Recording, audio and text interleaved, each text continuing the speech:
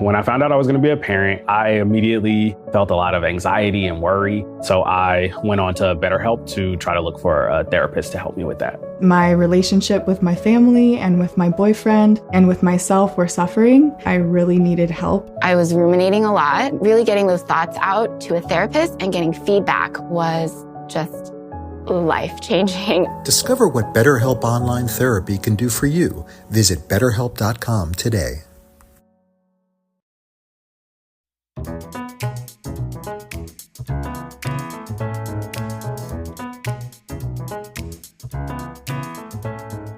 Hello and welcome to the Book Club Review. I'm Kate and this is the podcast about book clubs and the books that get people talking.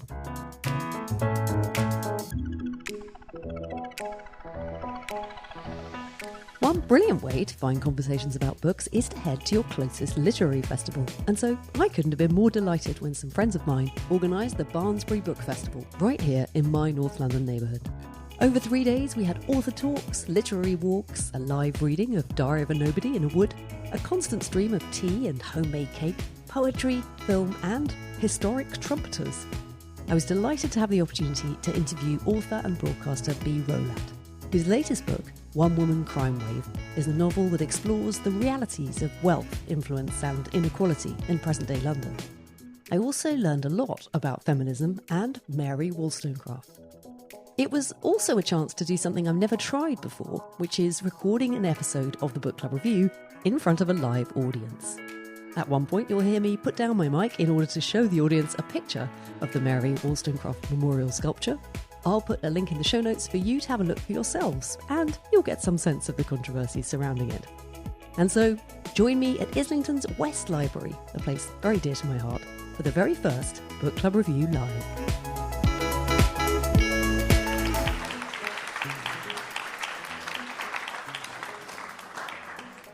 We're here at the very first Barnsbury Book Festival in Islington, and I'm delighted to be joined by Bee Rowlatt, author of 3 very different but all equally fascinating books. Talking About Jane Austen in Baghdad was published in 2010, co-authored with May Whitwit. It's an exchange of emails between Bee and May, very much from both of their positions living their lives in their respective places, the difference being that May is in Iraq at a very difficult time to be there. And then this was followed up by In Search of Mary, very different book, travelogue, in which she takes her very young son and goes off adventuring, following the footsteps of Mary Wollstonecraft in the various places that she lived and exploring her philosophy, I suppose. And then finally, most recently, her novel, One Woman Crime Wave, a coming-of-age novel that artfully examines the complexities of class and privilege through a sharp contemporary lens. Bee is one of the lead presenters on the BBC docuseries Austen, Rise of a Genius. She chaired the Mary on the Green campaign to memorialise Mary Wollstonecraft and is a founding trustee of the human rights education charity, the Wollstonecraft Society. She worked for many years as a broadcast journalist for the BBC's World Service. She hails from Yorkshire. She used to be a showgirl, and she has 4 kids. In 2025, she was awarded an MBE for services to women's rights. Bee, welcome. Thank you very much. Lovely to have you here in a room in the West Library in Islington that I didn't even know existed, and I've been coming to this library for years, so it's very nice to be down here, and it is full of a wonderful audience of festival goers. It's very nice to see you all. So I hadn't come across Bee's work before, and I was very happy to start diving in. I've read Bee's books in a slightly peripatetic way because they came into my life at a time when I was travelling. I've been away, I've been on holiday and Easter holidays and all kinds of things. I started with In Search of Mary, which I enjoyed very much. And then I went on to Jane Austen in Baghdad, and then I came to One Woman Crime Wave most recently. But you're not actually sick of me yet. That's a bit of an overdose, I have to say.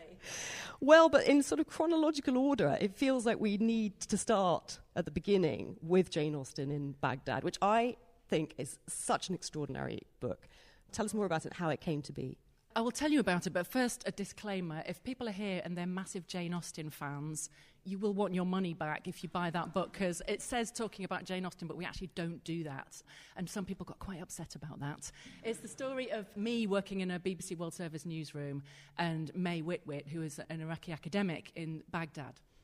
We talked about literature, yes, and about what themes travel, but yeah, there's not that much Jane Austen in it. Just wanted to get that out there. But it was, it's a sort of quite powerful alternative viewpoint on a war situation, and actually with the recent invasion and bombardment of Iran, it really gave me a sense of throwback, just in terms of how civilians and women and young people are very much part of that infrastructure that you don't really see on the news. She still is. May is an extraordinary person. I was just phone bashing during the Iraq war and trying to phone around to get people to talk to World Service Radio, and they weren't very keen to talk to the BBC for obvious reasons. And someone said, I know this academic, she'll definitely talk to you. So I thought, when you strike gold. And she was very funny and very dark. She said, I'll talk to you. And she just kind of let rip. And that developed into a friendship that we conducted over email over a couple of years. And it was around about 2006, the time of the US troop surge. Remember that? She said, look, your country has trashed my country. You need to get me out of here. And so I basically spent the next couple of years trying to do exactly that. And that's the book. A large part of the book is just trying things and them going wrong, trying things and them going wrong. And someone actually complained in an online review that bit was really long and boring. And I was like, well, you bloody try and get someone out of a country then. Or try being a refugee. It's really hard and it takes ages and you have to be prepared to lose everything. So there's a lot of that, just endless up and down. But we presented a human face to that. And it's a spoiler, but there's a happy ending. And it's a true story. So it was quite a journey, really. Yeah, I'm still reading this because I couldn't rush it. I've just been enjoying it so much. And when I mentioned this to Bee, she was like, but that's so old. Like, I want to talk. And of course, we was talking about One Woman Cry Wave, but I was so overwhelmed by what a beautiful, warm book this is and how brilliantly it does take you into the lives of people who are living circumstances that seem to us impossible and so alien. You can't imagine what it's like trying to live your life when people are being killed around you, when there's no food, where power is intermittent. And yet, what you see is May just getting on with it. So I'd say, I picked up the kids from school and then I made a lemon cake. And she'd go, yeah, one of my colleagues got beheaded. And you just go, oh God, you feel so trivial. But she yearned for ordinary, sane details. So even as I was writing, I was like, God, this is just ridiculous. But, it became quite compulsive. We wrote and messaged all the time. And she's here. She lives in Scotland now. So, yeah. Well, that's so good to know, because I was on an am at where I am in the book. Oh, shit, sorry. No, it's okay. I had a feeling. You don't have to read it now. I had a feeling things were going to work out. But yeah, I was on absolute tenterhooks to know whether she and her husband would be able to make it out. And I think almost there's this sense, you have a disclaimer at the beginning of the book where it feels like you're conscious of the triviality of your daily life compared to what she's going through. But in a way, although that's in one sense true, on the other hand, that is the thing that allowed me to connect so profoundly, because it just felt that's true. Those are the sort of ordinary things that I'm going about in my day. Making a cake for my daughter's birthday, or while all this horror is going on. And there's something about that I thought that I think is partly why it's such a wonderful story. And the other thing I was thinking is the power of a letter. Has anyone read the lovely book, The Correspondent? Yeah, Virginia Evans, isn't it? Which is a novel, fiction, but epistolary. It's this woman sending out these letters.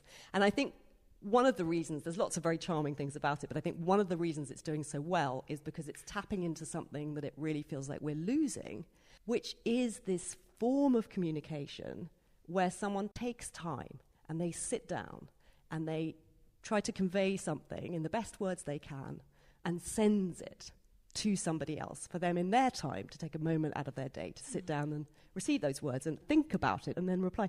And even though these are emails, because of the distance and the logistical problems, I felt like that was also something that's really quite special about this correspondence, because you slowly see this friendship and this bond evolving. Yeah. And it's faintly excruciating for me, as you point out. But actually, if I think about it, the books that I love most are books where people have really put themselves into it and that's what I respond to. And so whilst it's somewhat awkward or can be quite bruising to put a lot of yourself into something and quite exposing, like this most recent one woman crying, if I got a text from my mother-in-law going, oh, I feel a bit uncomfortable. We're going to come on to that. People that you know read it, you know, that you do feel quite exposed. But I mean, it's just not worth doing otherwise, I think. You just got to go all in. Another thing I thought, because you are just no ordinary person, when I was reading it, was your proactivity. You had the journalistic contacts to find ways of getting money to her, and you didn't just think, oh, this is terrible. You really tried to help. And as I say, I haven't got through to the end of the book, but I'm imagining that continues. And I suppose what I was thinking was, if you're someone maybe just like me who thinks, oh, this is terrible, but I just really don't know anything I could do, how can we start to think about things that we could actually do that might make a difference? Sorry, this feels like quite a large question. That's a huge question. Yeah, I'm going to say read books, buy books and read books, because how else do we experience someone else's life? You know, I mean, that's kind of what I was doing with May, getting a sense of the interiority of her life. But that's also what you're doing when you read a book. It's just such a great act of humanity to read a book and be inside someone else's life. There's been a lot of conversation recently about how we're all losing the art of reading, that, you know, there's too many books and no one's reading them and everyone's on their phones. So I just think, just bear that in mind and buy more books and read. Just sit down for your own well-being, sitting and reading a book. And so this was some time ago, and it came out, and presumably it did quite well. I know it was featured on the BBC.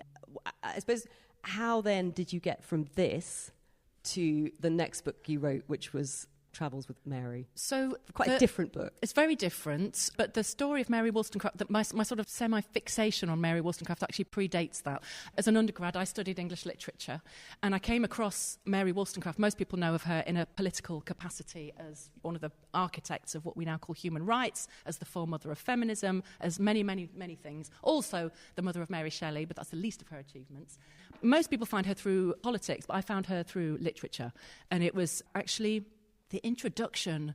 It was in the introduction to her Vindication of the Rights of Woman, where the writer had said something about a travel that she'd gone on, and it was a throwaway remark. He just said Wollstonecraft was in fact on a treasure hunt with her baby, and I just thought, I thought I'd misread it. And actually, in my original copy, it's underlined in green ink. I couldn't quite believe my eyes. And I had to find out more. And it's true. In 1795, Mary Wollstonecraft travelled with a baby. She escaped from revolutionary Paris, where she'd got knocked up by some super dodgy geezer who was already cheating on her. And she'd sort of spent the winter in freezing Paris. The Seine froze over. She and her baby were starving. She's depressed. She's trying to get her crap boyfriend back. And she finds out he's been smuggling from revolutionary Paris into neutral Scandinavia. And she wants to get the guy back. And I know there's an internal contradiction because she's the foremother of feminism, but just allow it, because this just shows you what kind of woman she was.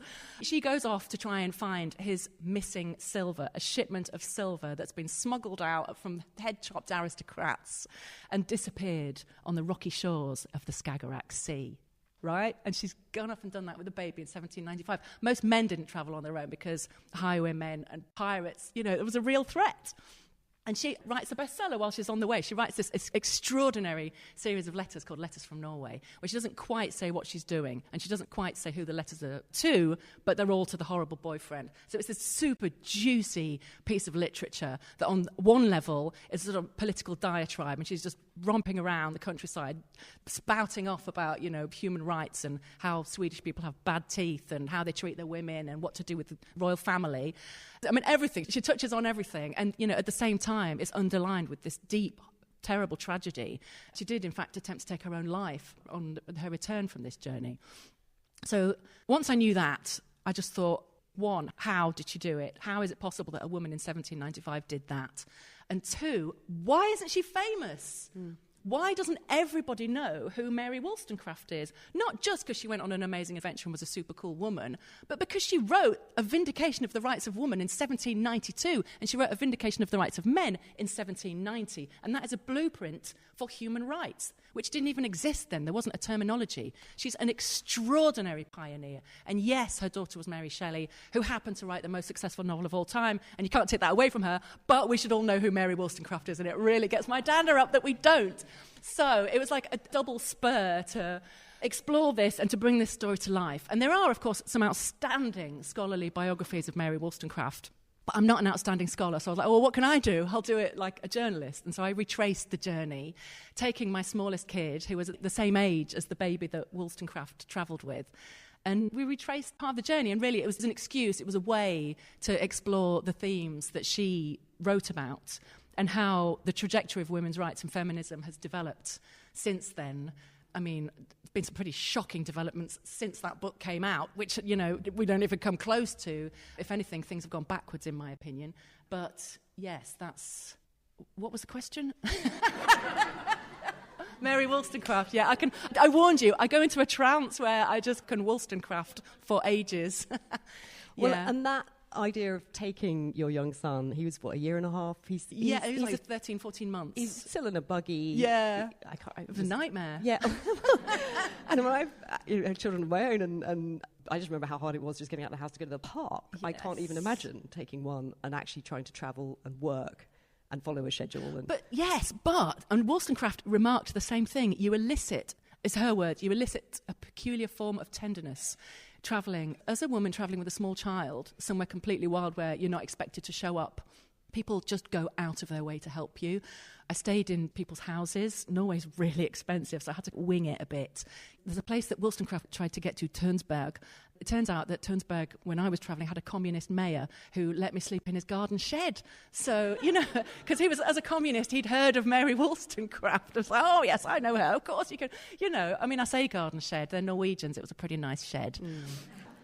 But, yeah, we were treated really, really well. It was quite beautiful. And you've captured some really lovely moments.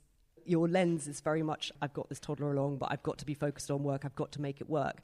And so what's brilliant about that is that actually you're living the problem of being a working mother. You know, how do you get around it? The compromises you have to make, and all the time looking back to this woman who had, you know, you're walking in her footsteps. And she had also had to overcome those problems. How did she find time to write? You know, how did she manage? Well, she had a maid. And I did get a bit pissed off about that, yeah. What you need is a maid. Yeah, I mean, it's easy then. But then, well, we come on to this, don't we, when we'll come with it. But it's hard because you're in the middle of an interview and you start screaming, you know. For me, like you say, that is the question. It's like what can be achieved, what's going... I mean, it's the age-old question.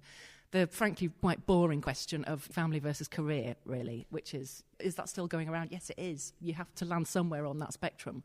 And this sort of took me out of the daily grind and gave me a lens to look on it. But it also gave a lens of, and I'm actually more acutely aware of this now, just the very fleeting nature of those precious early childhood moments. And there's a moment on the beach with Will. I can still see it. I can call it up very easily. And because I remember as it happened and as I wrote about it, and when I wrote about it, that bit's really good. I know when I wrote it, I was like, yeah, that's really good. I could just tell that I'd written something really good. Yeah, it was good. And I was really proud of it. And there's a beautiful phrase, Vita Sackville-West calls it. She says, why do we write? We write to clap the net over the butterfly of the moment. And it's like just capturing that thing that will flutter away from you. And you lose these moments of your child's early years because you're knackered and you can't even see straight. Mm. And so it was really precious to be out of context and be able to float above that instant and hold it forever. It was very precious. It's lovely, and there's such an immediacy to it, which is it's so great because, again, it just allows you to really connect with Mary and her work. That voice comes down like she's next to you, but in this way that you're so bringing it to life. So yeah, I really liked it. I was slightly scared to confess that I didn't know that much about Mary Wollstonecraft. That's okay, no one does. But now I do. Yes. But please, would you look up the Wollstonecraft Society? Thank you very much. Commercial break over. We run a charity of educational resources, mostly for primary school kids, you know, human rights activities, etc., inspired by her legacy. Well, I was about to try and draw you out on the subject. You've mentioned it, but I was just curious to know, then that's what then you went on to Well, so the book led me into the campaign to memorialise Mary Wollstonecraft. And are we doing that? I mean... Oh, God. Well... Okay. Yeah, okay. So... I was interested. So there's a certain... sculpture. Yes. Right, so yeah, this sort of broke the internet. Everyone went mad. I have a picture on it. Does everyone know it, or shall I show you? Right, okay. I have to put my mic down so I can bring this up. Hang on a second. Yes. So a bit of background. It took us 10 years as volunteers. There was no public funding involved. And we got Maggie Hambling eventually. But what we ended up with was something quite unusual, as you can see. But I would hasten to add, that is not Mary Wollstonecraft, okay? That is a representation. Thank you. And the title of the work is A Sculpture for Mary Wollstonecraft, and it's not a statue of Mary Wollstonecraft. However, we launched it in lockdown, and it went onto the internet literally as this area, like zoomed in and cropped, and everyone just went mad. And we got crucified.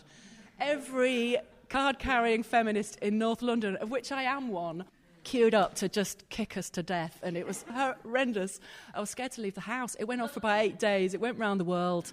People got very angry. Once people have seen it in its setting and understood it a bit more, and Maggie Hambling, I'd stand by that. She is an astonishing artist. She's one of the greatest living artists that we have, and she likes making trouble. She is mischievous. Yeah. There was actually a funny story. I wasn't actually one of the judges that selected Maggie Hambling, but I chaired the judging panel. And she came in, and there was, of course, another choice where we could have had a normal representative statue that no one would have made a fuss about, and no one would have heard of it, frankly. That was the alternative. And then there was Maggie, and she came in with the maquette, and she's never seen without a cigarette in her hand. And she places down the maquette, and everyone was quite starstruck, actually, because she's stunning and very charismatic. So no one was saying, why is it naked? So I was just kind of sitting there, kind of going, someone say something. No one did. So in the end I went, Maggie, the figure is nude. And she went, it's not nude, ducky. It's naked. And whilst that was quite funny and captivating, it's actually very meaningful because it's not nude. It does not invite the male gaze. It's not supine, and it's certainly not sexy. It's naked. It's like that. Yeah. There was a really significant difference, and of course then, yeah. But then, yeah, we had to face a bit of a baptism of fire with that. At the end of it, right, at the end of being murdered online, and a couple of days afterwards, the Times had not one but 2 articles on why I hate the Wollstonecraft Memorial. And at the end of it, my mum just went, oh, well, you wanted everyone to know who she was. I was like, all right then. Yeah. That is very true. And that is also art, isn't it? You know, art, great art, often is confronting, challenging, you know, even in the most innocuous of subjects. It can inspire those kinds of debates. I mean, she's got a seashell on Aldborough Beach that I think a lot of people in Aldborough don't love. Well, I think they love it more now. Yeah. But so it almost seems like there's a trajectory where people get really angry and they attack it and they vandalise it. And this sculpture was vandalised a lot. Mm.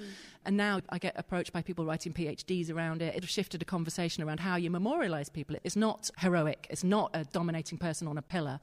It's a monument to a movement that combined many forces. I don't want to get too artsy about it, but I do think it's quite powerful. Yeah, absolutely. And so then, let us come on to your next project, One Woman Crime-Wave, your recent novel. Normally, if I was doing the podcast, I would be telling listeners what it's about, but I've got you here, so perhaps you'd like to tell us all what the story's about. It's the story of a really tumultuous time in the life of a very angry teenage girl who's having a really quite difficult time. And she lives in a flat, and she's surrounded, it's very much, if you read it, you'll recognise it, because it's very much round here, where there are still lots of flats, but lots of houses have been knocked through into big posh houses with big posh windows, and it's about those tensions. And she is very clever, but quite angry, and has had a bit of a difficult start. And it came from the awkwardness. I love awkwardness in books. I love pushing a bruise of uncomfortable feelings. And it came from the awkwardness of being a desperate parent that wants to go out and who you pay to stay in the house with your kids. And they'll reach a point where you'll just pay anybody, really, just to get you out of the house. Or maybe that's just me. Sorry, my kids aren't here, so that's fine. And so Ashley is that girl. She's the neighbourhood's favourite babysitter, but she's also at war with the neighbourhood. So she begins actually to pry and to unpick and to explore and to really abuse the houses that she's in a very dramatic way, and it starts to spin out of control. I can take you on an imaginary journey. Imagine you go to someone's house for dinner and you go to the bathroom and you don't know them, but you're in their house, and you go to the loo, you lock the door, and then you see that the bathroom mirror is a cupboard. You know, do you open it? and have a little look. Yes, see, you do. She's right. You do, don't you? You open it and you go, ooh, ooh. So there's your shampoo but if there's a bit of medicine at the back, do you read the label? I mean, you do. So I wanted to take that sort of slightly sordid curiosity and push it really far. That's what she does, and it spins out of control. I felt really anxious the whole time I was reading those sections because my cupboards are just a disaster. I really love things to be tidy, so what I do is I shove everything in cupboards. So as soon as you open, so it looks nice, but the surface is, Yeah, you'd think this person's really on top of it, and then you'd open and you'd be like, oh, no, she's really not. Anyway. Well, I've been told from multiple sources that I will never, ever again be invited to a dinner party, so but maybe that's a good thing, I don't know. So it taps into a lot of things, I think, even in the character Ashley and her understanding of what the people who are employing her are looking for in the perfect babysitter. The way she dresses, the way she goes and she sets out her homework books straight away, but not just any homework book. She puts out her maths and her science books. And so, in subtle ways, immediately it's keying into what these middle-class people are going to find reassuring. And then the way that, because they've gone off all reassured, she's then able to get up to her own agenda, which is, a very troubling one. That's when I should read the paragraph. Oh, yes, of course, you've got a bit to read. Exactly this it's moment. It's always so nice to hear a bit from the book, so let's Don't worry, it's a really short reading, but it just gives you a vibe. Ashley's just arrived to babysit, and the parents are flapping around and taking ages to go. A few more goodbyes, and the front door closed, and they walked away. Ashley listened, tracking the sounds as they left. Finally, that was it. They were gone, and there she was, sitting at the kitchen table. They'd been super friendly. They did that cool parent thing of pretending to be on Ashley's side. Kids, oh, they're a nightmare. Ha-ha. And she'd done the sensible babysitter thing and looked them straight in the eye, calm. She drummed her fingers and then her fingernails on the oak table. A brand new place. And this was not just any place. This would be special, better than the rest. She shut her eyes. This was the best part. When the parents left, here's how it went. First, she spread out her books and her pencil case. She opened a page and made a few notes. This could take at least 10 minutes because parents generally came crashing back through the door. Oh, I forgot my keys, phone, wallet. And there she'd be, phone face down and pencil poised, everyone's favourite A-starred angel. The other thing parents did was send a text once they were on their way, basically so they didn't feel guilty about leaving their kids with a complete stranger. It helped them feel like they were still in control. Usually it went something like, if he wakes up, spare milk in the fridge, smiley face, back around 11. And Ashley would always send a prompt and reassuring reply. And then came that surge of the most powerful joy, because they were not in control. She's a baddie, but I love her. Yeah, it's tricky because as a reader you have a lot of empathy for her, even at the same time as she's a very disturbing person because she's right there in the heart of these homes and looking after the children of these people. But her own situation is very sad. Her mother, we think, has died, and her father is struggling to do his best for his two children. He's a plumber, he's working hard, he's not making that much money. The one thing I was thinking, just given how much I know our plumber always charges us, I was like, what? I thought plumbers absolutely raked it in. But, they're not well off. They're not. And she sees these houses that she's going into and all the things that these people have. Yeah, she just thinks, why not me? Why you? Why not me? Yeah. There's the inspiration for it came from a great Yorkshire hero of mine, J.B. Priestley, who wrote, there's a text that everybody knows, Inspector Calls, which, I love because it's a really democratic work. Everyone knows it. My hairdresser, my kids, everybody knows. We all did it at school. And it still speaks to today. J.B. Priestley is a giant of the interwar period and was actually an incredibly successful broadcaster and extremely well known. His broadcasts during the war were second only to Winston Churchill's. He was a huge figure, but he was snaked out by George Orwell, who put him on the communist list because he was a known socialist. But George Orwell did him in post-war. Anyway, we still read his books, we still study his plays, and I loved that play from childhood. But the central character, do you all know an Inspector Calls? A variety of different middle-class people conspire. Well, they don't even conspire, but independently they destroy the life of a young working-class woman called Eva Smith. But we never meet Eva Smith, and she doesn't have a voice. She's not apparent. So I wanted to hear Eva Smith's voice, and I think that's what came through Ashley. And so there's quite a few echoes of that. It doesn't follow the same story. If anything, the title's a bit misleading. The crime wave might not be what you think it is. I don't want to give too much away, but it's sort of an inversion of that. That was very cryptic, wasn't it? Yeah, and I think you're right not to spoil the ending too much because it's a great delight when you get there. One of the mums that Ashley works for, Tara, is a bit of a villain, I think. Yeah. Because the trouble is, you need her to be, because if you were too sympathetic towards her, then other things start to unravel. So I sort of saw that, but at the same time, even in all her middle-class monstrousness, there is a moment of real understanding of her own situation, because she has taken time out from her work as a journalist. She's been at home looking after her daughter, although admittedly with help, and she wants to get back in there. And she's now realising that she's stepped off the career chain, and actually it's very hard to get back in. And there's a scene where she goes to her old editor's office to try and basically say, here I am, I'm available, I could work flexi time, can we talk about me coming back? And actually, the conversation has so far moved on. It was exquisitely observed, I thought. And again, then comes back to some of the feminism that's being explored in Search of Mary. So yes, I suppose I like the way that you wove that in. Does the book have any answer to that? It doesn't really, does it? Rage. Yeah. That's all. That's not an answer even. No. But I just feel it more and more. This year has been such a massive setback.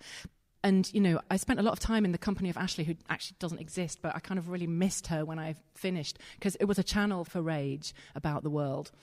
And then this year with Epstein and Rape Academy and just the horrific things that are happening that just make you feel like there's a global war on women.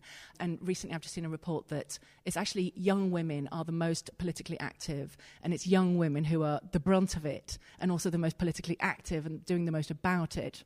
Absolutely breaks my heart and makes me so cross. And so I think, that's where the sort of energy and fury of Ashley came. And I found that really hard to leave behind. And there's another character that you fall in love with a little bit, who is another babysitter, Samira. Oh, yeah.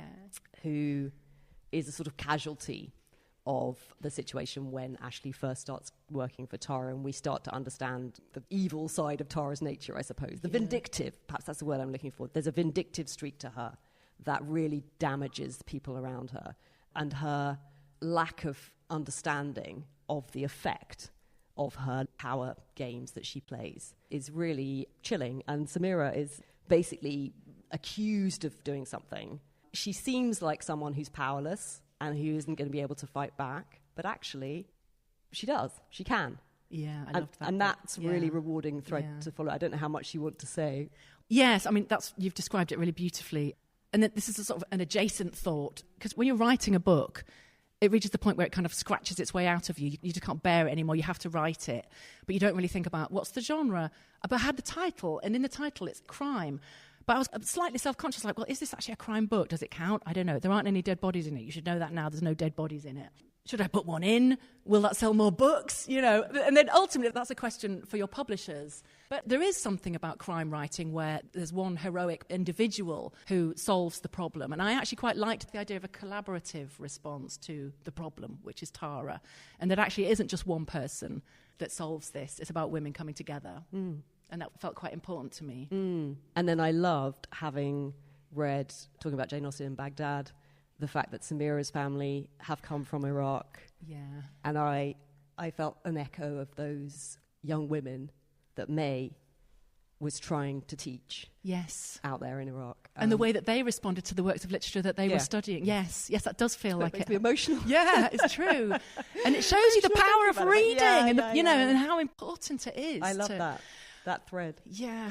And curiously, when Talking About Jane Austen in Baghdad was foisted upon us by the publishers, who literally said, do you want to sell books? And we had to, because we'd been lent 10 grand, which was the advance, which was how we got May out of the country, right? So we went, well, yes, we do want to sell books. And they went, okay, then you put Jane Austen in the title. That's how it worked. But, you know, I'm a bit of a latecomer to the Jane Austen Appreciation Society. And of late, last year was obviously her anniversary year, and it was a huge year of Jane Austen. And I did do a lot more work around Jane Austen. And I did really come to, because she was a contemporary of Mary Wollstonecraft. And I always thought, oh, Jane Austen, bonnets, you know, getting married. Like you know, we just had this conversation before. I had this somewhere a residual idea that it just wasn't very rock and roll. But immersing myself back into the texts and appreciating what that means for young women. What Jane Austen does is she gives you the window of freedom that a young woman has. She's only got 6 books, and in every single one of them, the girls, I say girls, young women, are just moving beyond the power of their parents, and they haven't yet been captured by a man. So you could read that as, oh, they're just on the lookout for a husband. Or you could go, this is the only time you have agency, and it's amazing. You are holding all the cards. And they are. It's extraordinary. Despite the financial precarity, the lack of financial independence, that's the moment that she operates in. It's in that precise moment. And that's the moment that she herself lived in, because she had the choice of getting married and very wisely decided against. Because, of course, we didn't have Married Women's Property Act, which I believe was 1882 or 1880. So a century after Argyll, Wollstonecraft and Austen, not only anything you owned, but anything you wrote would be owned by your husband. Oh. So, of course, she wasn't going to get married. Interesting. Even though she might have ended up homeless, Jane Austen. This was a massive dilemma in her life.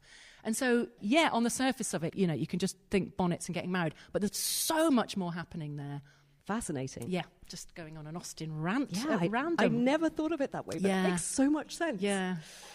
I'm going to hand over to questions in just a second, but a question I would ask before I do that is, I'm always interested in authors as readers.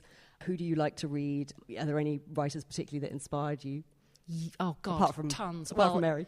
Yeah, loads of Mary Wollstonecraft. I love her writing. I love how diverse it is. It's long sentences, very 18th century, but just full of energy, and you can see the steam coming out of her ears because she's so annoyed. I love that.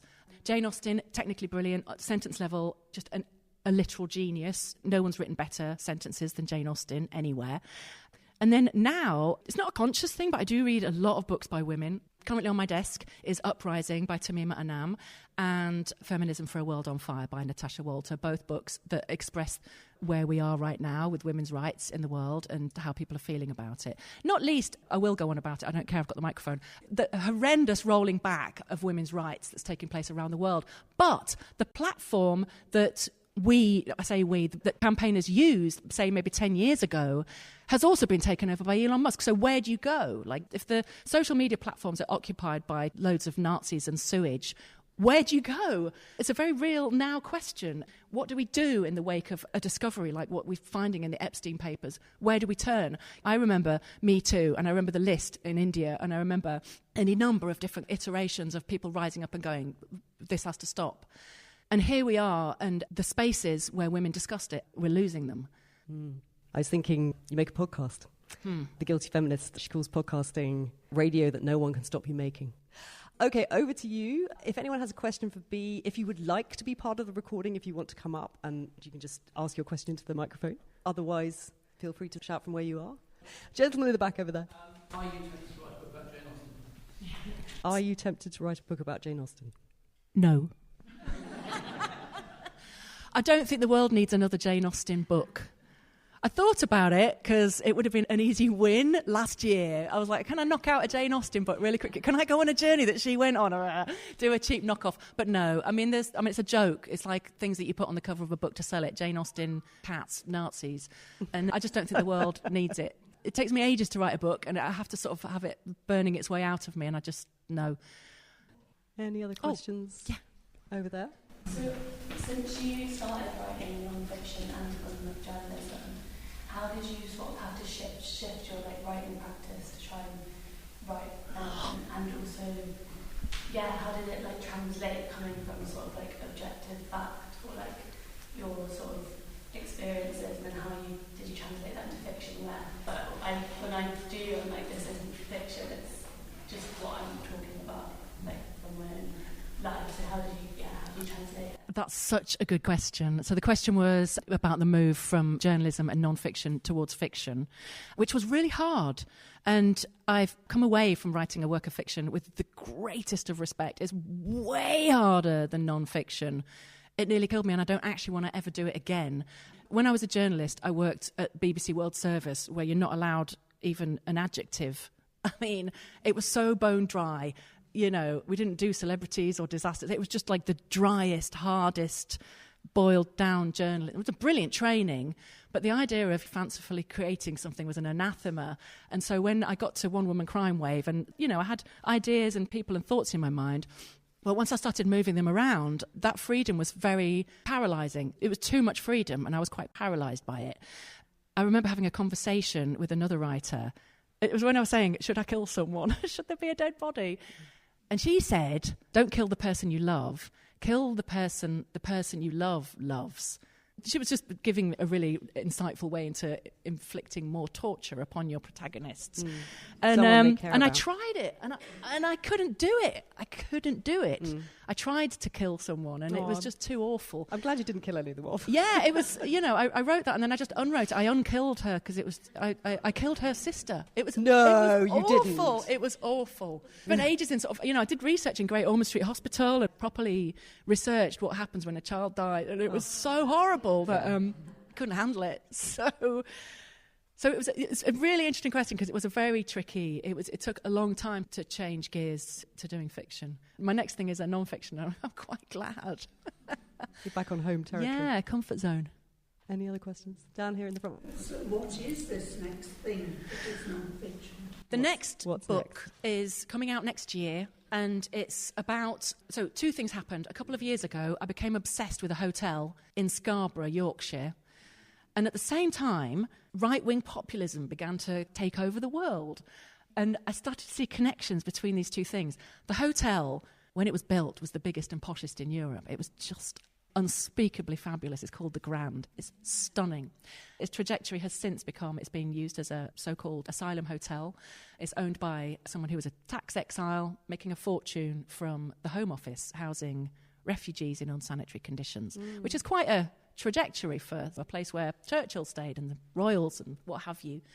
Anyway, I got a job there, a summer job as a cleaner in 2023, and just burrowed around and got behind the scenes and went in everywhere and made friends with everybody on the sly from my British Library job. One of my British Library colleagues is in here, and they know now, but they didn't know then. Like, neither of my jobs knew about each other. But what I wanted to explore, what I wanted to challenge, was this right-wing populist idea, because it's all about the sort of cultural hinterland of nostalgia.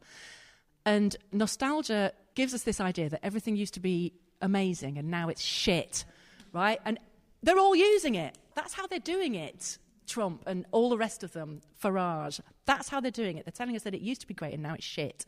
So I went and worked in this hotel and it was brilliant and I really loved everyone and I love the hotel and I'm really loyal to it. And yeah, it's really scruffy and cheap and people are very rude about it online, but I just loved it.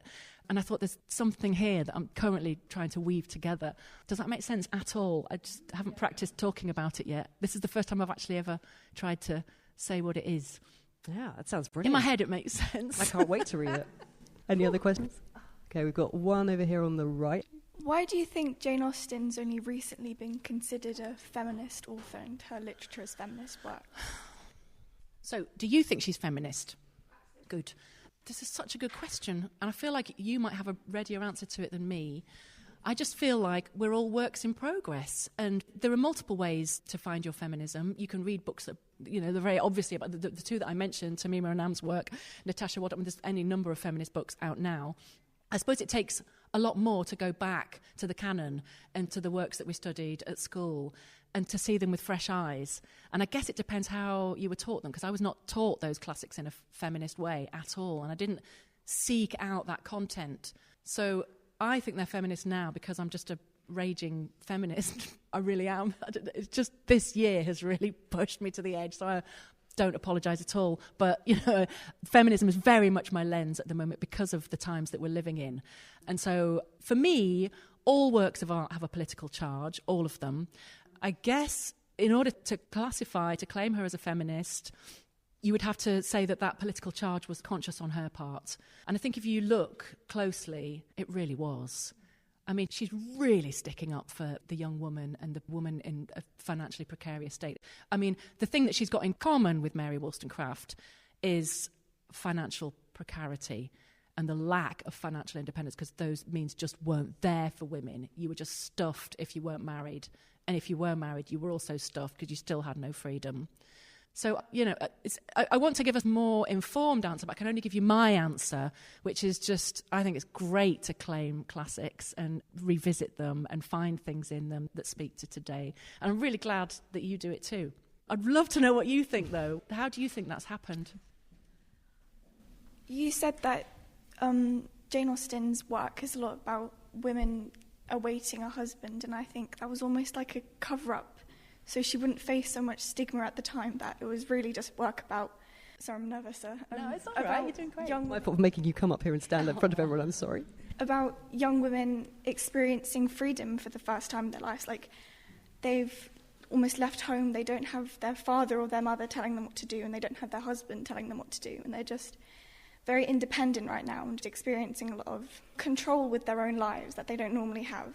And I think that wasn't very acknowledged at that time, because feminism wasn't really a thing. I consider artists like Jane Austen, because I do believe she's an artist. Yeah. Every creator of anything original is an artist. Yes. She's the founder of feminism, artists like Mary Wollstonecraft and Jane Austen and the Bronte sisters. Yes. So much. They're founders of feminism and founders of just women experiencing life, because they could never experience life in a normal way before. It was almost a filtered way they experienced life, because they weren't allowed to do things, know things, but in her work they did.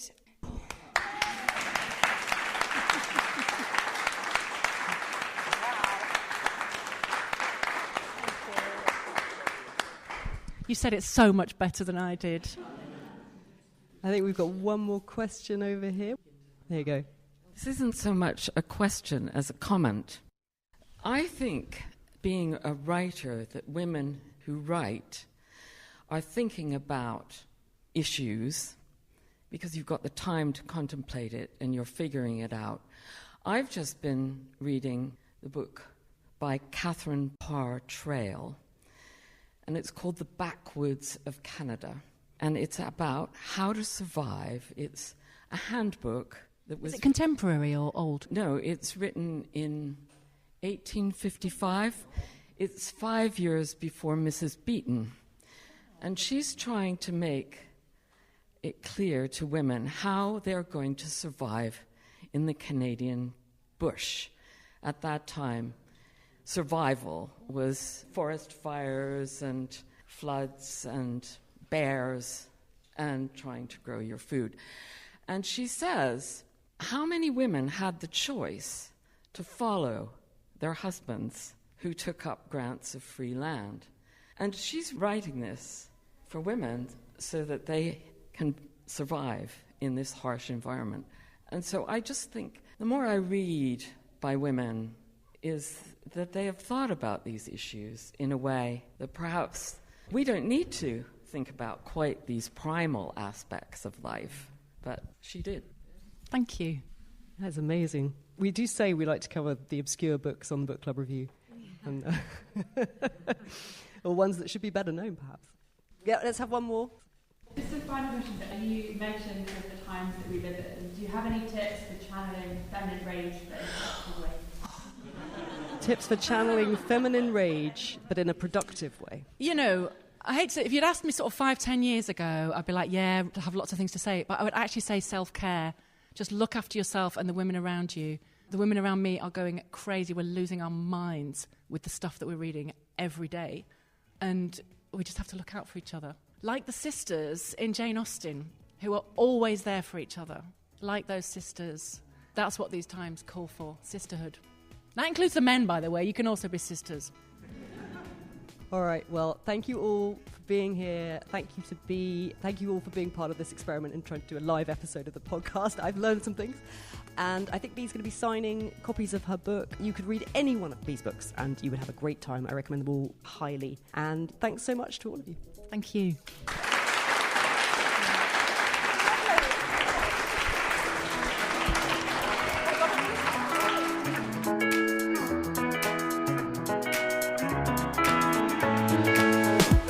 That's nearly it for this special episode of the Book Club Review. A huge congratulations to everyone involved with the Barnsbury Book Festival. I now have a keen appreciation for what it takes to make such an event happen and all the hard work that goes on behind the scenes. But what also struck me was the huge amount of delight and joy people had in being able to come together in the real world to share a love of books and reading, and to discover new things to read or revisit old favourites. Next up on the pod, we're back to our usual format. I've got Laura and friend of the show, author Miranda Keeling, to talk about Miranda's latest book, The Place I'm In. We'll also be discussing The Anthropologists by Aisha Gul-Shrivas, which we read with the Patreon book club a little while back, and which Laura has just caught up with. It's a novel that was one of Barack Obama's favourite books of 2024. It explores modern love, home building, and the rituals of daily life, all things that dovetail beautifully with Miranda's work. What did we think of it? As ever, we'll be bringing you the full variety of opinions to help you decide if it's one for your TBR. If you enjoy the book club review and want more, then come and find the show on Patreon. If you sign up to the free tier, you'll get my reading diaries, an attempt to capture the books I'm reading from week to week, and monthly wrap-ups of both the books and extra content for the pod. As a paid subscriber, you'll get access to a ton of extra episodes with Laura and people like pod regular and ultra reader Phil Chafee, plus chats with other friends of the show. Always a rich source of book recommendations. And if you'd like to come and talk books with me in person every month, at the higher tier you can join the Podcast Book Club. We're currently reading What We Can Know, the latest book from literary master Ian McEwan. And next month it's one of this year's breakout novels, Where the Serpent Lives by Danielle Moinadine. We meet on the last Sunday of every month. It's held over Zoom at 9 p.m. UK time with a catch-up recording for anyone who couldn't make the live session. I would love to see you there. But for now, as ever, I wish you happy reading, happy book clubbing, and happy festival going.